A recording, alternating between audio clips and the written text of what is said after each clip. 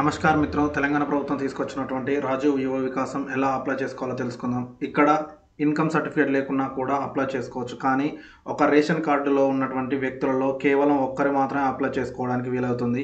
మనకి information pass అయితే చాలు. నా ఛానల్ని సబ్స్క్రైబ్ చేసుకోవాల్సిన అవసరం లేదు. నేను మీ సుకుమారం.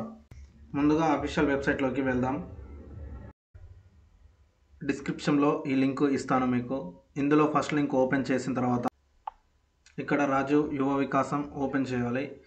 ఇందులో మనం ఈ సైట్ ఓపెన్ చేసిన తర్వాత ఇక్కడ మనం ఎస్సీ అయితే ఎస్సీ, బీసీ అయితే బీసీ కార్పొరేషన్ ఓపెన్ చేసిన తర్వాత మన యొక్క పేరును ఆధార్ కార్డులో ఉన్న విధంగా ఎంటర్ చేయాలి.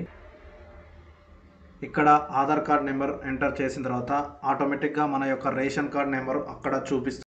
ఇక్కడ లబ్ధిదారు రకం ఇండివిజువల్ అని సెలెక్ట్ చేసుకున్న తర్వాత సహాయం ఏ విధంగా అనేది బ్యాంకు నుండి అని సెలెక్ట్ చేసుకొని తర్వాత మన యొక్క స్కీమ్ యొక్క సెక్టర్ అడుగుతుంది.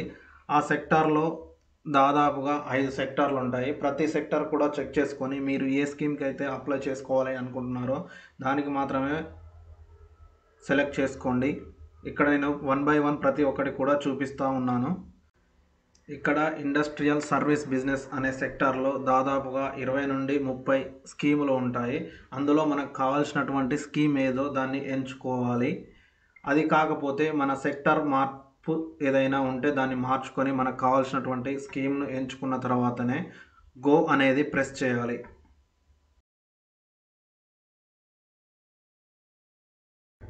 మనకు కావాల్సినటువంటి స్కీమ్ సెలెక్షన్ చేసుకున్న తర్వాత ఇక్కడ మీది ఏ డిస్టిక్ అయితే ఆ డిస్టిక్, ఏ మండల్ అయితే ఆ మండల్, ఏ విలేజ్, ఏ గ్రామ పంచాయతీ అయితే ఆ గ్రామ పంచాయతీ. ఒకవేళ మీది గ్రామ పంచాయతీ మరియు ఊరు అనేది సపరేట్గా ఉంటే ఇక్కడ గ్రామం కూడా అడుగుతుంది. ఒకవేళ రెండు ఒకటే అయ్యి ఉంటే గ్రామం ఖచ్చితంగా పెట్టాల్సిన అవసరం లేదు. దీంతో మన యొక్క స్కీమ్ వివరాలు అడుగుతుంది. ఇందులో మనం ఎంచుకున్నటువంటి స్కీమ్ ఏ రకమైంది, మనకు సబ్సిడీ ఎంత వస్తుంది, మనకు లోన్ ఎంత కట్టుకోవాల్సి వస్తుంది అనేది చూపిస్తుంది ఆటోమేటిక్గా.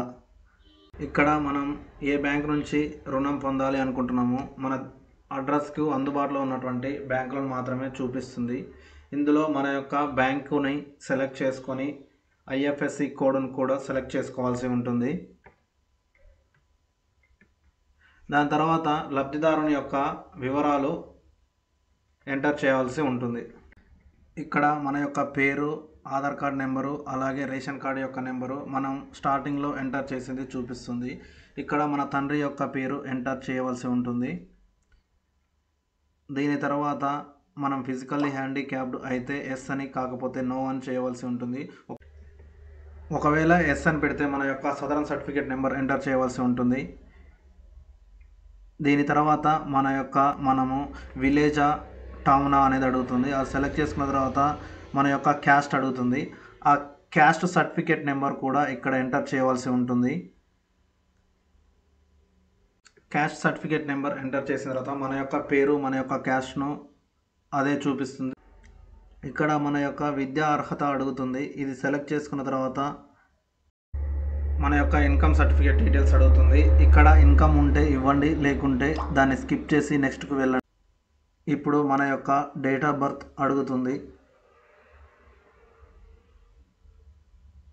ఇయర్ సెలెక్ట్ చేసుకున్న తర్వాత మంత్ సెలెక్ట్ చేసుకొని తర్వాత డేట్ సెలెక్ట్ చేసుకోవాల్సి ఉంటుంది. ఇక్కడ మన యొక్క సంవత్సర ఆదాయం ఎంటర్ చేయవలసి ఉంటుంది.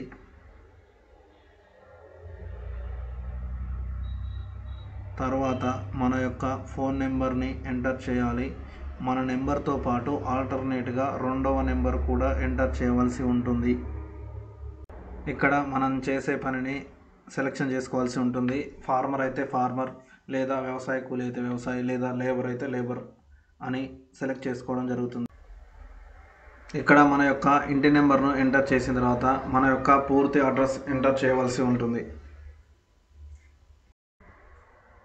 ఇక్కడ మన యొక్క ఫోటోను అప్లోడ్ చేయాలి. ఆ ఫోటో కూడా 50 నుంచి 500 KB మధ్యలో ఉండాలి. దీని తర్వాత కార్డు ఉంటే అప్లోడ్ చేయండి, లేకపోతే అవసరం లేదు. దీని తర్వాత సెల్ఫ్ డిక్లరేషన్లో ఉన్నటువంటి చెక్ బాక్సులు టిక్ చేసిన తర్వాత ప్రివ్యూ కొట్టండి.